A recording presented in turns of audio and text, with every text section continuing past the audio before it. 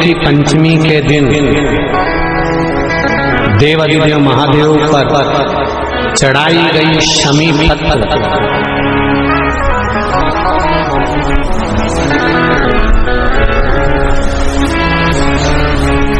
शंकर भगवान पर चढ़ाई गई शमी पत्र आस्तिक मुनि का नाम लेकर, कौन से मुनि? आस्तिक मुनि का नाम लेकर शमी पत्र को वापस उठाकर उसको अपने दरवाजे की चौखट पर कहीं पर भी या द्वार पर कहीं पर भी एक ओर रख देने पर घर के अंदर, बगीचे के अंदर सर्प प्रवेश नहीं करता। ध्यान रखिए, सर्प प्रवेश नहीं करेगा। शमी पत्र समर्पित करने पर उस शमी पत्र को आस्तिक मुनि का स्मरण करने, कौन से मुनि है? आस्तिक मुनि का स्मरण करने पर भीतर घर के अंदर बगीचे में सर्प भी प्रवेश नहीं।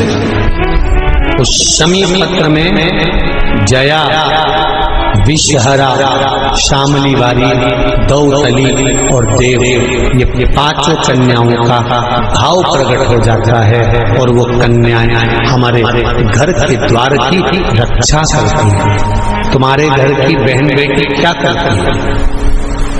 तुम्हारे घर की बहन बेटियां क्या करती हैं? घर में बहन बेटी आती हैं तो बद्दुआ देकर नहीं जाती। घर में कन्याएं रहती हैं, बद्दुआ नहीं देती। घर की बेटियां जब दरवाजा छोड़कर शादी कर वाले दिन, विदाई के दिन अगर जाती भी हैं तो बेटियां हाथ में धान भरकर फेंक कर जाती हैं कि मेरा मायका खूब फले फूले, आगे बढ़े। छापे लगाकर चली जाती हैं कि हमने हमारी जीवन की सारी दौलत, जीवन का सारा सुख अपने मायके में दे दिया है। वो बेटियां तो जया, विषहरा, शामली वारी, दौतली, देव, ये उस घर में निवास करती हैं जिससे ये घर में हम रक्षा कर सकते हैं, रक्षा कर सकते हैं। श्रावण शिव महापुराण की कथा में, कल की कथा में एक वर्णन आएगा, उसको ध्यान से सुनिए।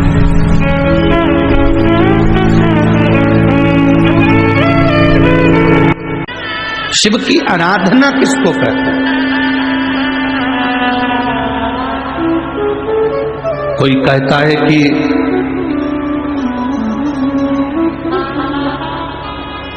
क्यों भटक रहे हो, क्यों जा रहे हो यहां वहां? हम कहते हैं तुम भटको भी मत, कहीं मत जाओ।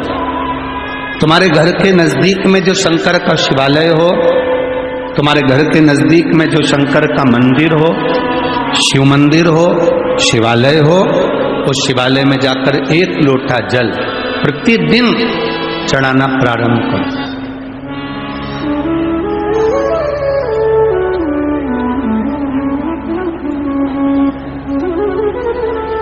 जो प्रतिदिन भगवान शंकर के मंदिर में एक लोटा जल समर्पित करता है, उसका हाथ महादेव पकड़ लेता है, फिर ऐसे ही नहीं छोड़ता, उसको मंजिल तक पहुंचाकर छोड़ता है।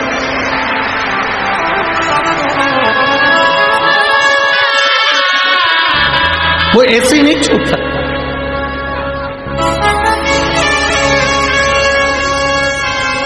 आपने अगर उस पर भरोसा करा है, हाँ, थोड़ा कष्ट हो सकता है, थोड़ी तकलीफें आ सकती है, थोड़ा दुख आ सकता है। जिंदगी में थोड़े थोड़े तकलीफें हर मनुष्य के जीवन में आती है। कोई संत, कोई साधु, कोई गुरु, कोई ब्राह्मण, कोई बहुत बहुत बड़ा महाराज भी अगर तुमको कह दे कि उसकी जिंदगी में दुख नहीं है, तो समझ लेना कि झूठ बोल रहा है।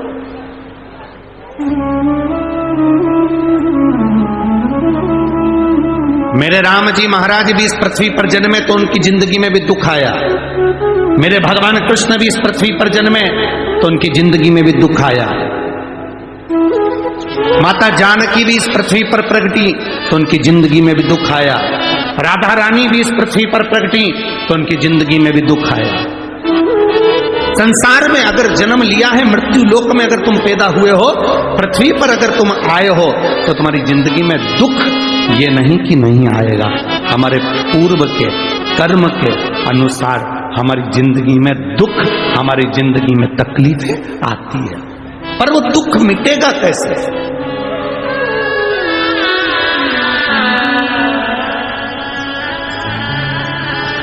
राम जी का दुख कैसे मिटा था? राम पथ गमन में जहां जहां चलकर देखो, चलो आपके पास में है पंचवटी,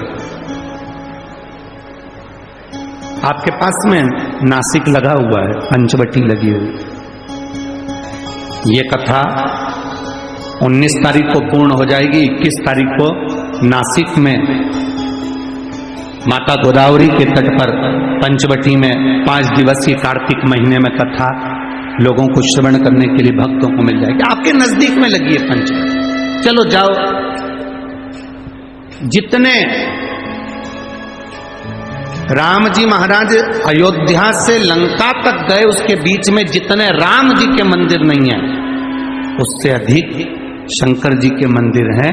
उसका कारण केवल एक है, राम जी जहां रुकते थे वहां शंकर भगवान के शिवलिंग की स्थापना करते थे, पूजन करते थे, और वहां से फिर आगे बढ़ते थे, फिर आगे बढ़ते थे, फिर आगे बढ़ते थे। बिना शंकर की आराधना के, बिना शंकर भगवान को एक लोटा जल चढ़ाए बिना मेरे राम जी महाराज आगे बढ़ते ही नहीं थे। भगवान कृष्ण के जीवन का चरित्र उठाकर देखो, मेरे ठाकुर जी का नियम था, एक लोटा जल चढ़ाए बिना कृष्ण आगे बढ़ते नहीं थे। श्री दशरथ जी महाराज के जीवन चरित्र को उठाकर देखिए, सूर्य नारायण भगवान को जल और शंकर भगवान को जल चढ़ाए बिना दशरथ जी महाराज आगे बढ़ते नहीं थे। श्री जनक जी महाराज के चरित्र को उठाकर देखिए, एक लोटा जल चढ़ाए बिना जनक जी महाराज अपनी सभा में नहीं जाते थे।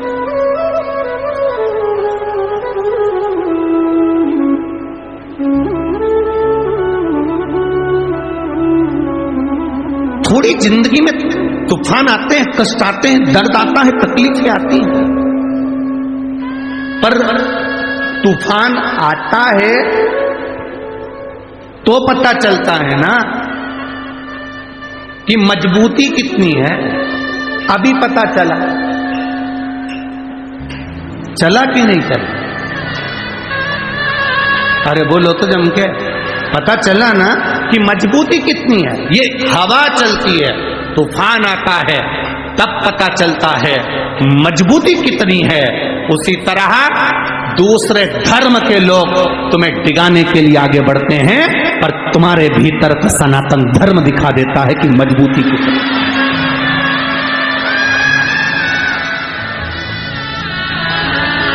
छत्रपति शिवाजी महाराज, जिनकी माता ने कहा कि बेटा सामने किला है और वो किला मुझे चाहिए, शिवाजी कहते हैं माँ क्या बात करती हो, ये किला वहां कितना सैनिकों का बल भरा पड़ा हुआ है और मेरे पास में कुछ भी नहीं है, मेरे पास कुछ नहीं।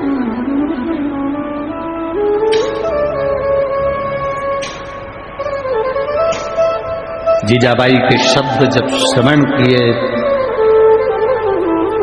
छत्रपति शिवाजी महाराज को छत्रपति का संबोधन स्वयं उनकी माता ने दिया है, स्वयं उनकी माता।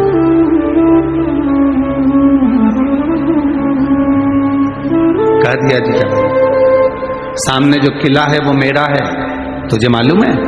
हाँ मां, मैंने सुना है, ये किला अपना है, फिर कब्जा दूसरे का है। छत्रपति शिवाजी ने कहा बहुत भारी सेना है उसके पास में, बहुत बल है उसके पास में, सेना प्रबल है उसके पास में, मेरे पास इतनी सेना नहीं है। मां ने कह दिया शिवाजी तेरे बस की बात नहीं, मैं खुद जाऊंगी और किला लेकर आऊंगी। स्वयं शिवाजी ने सुना कि मां स्वयं किला लेने के लिए जा रही है, स्वयं किला। मां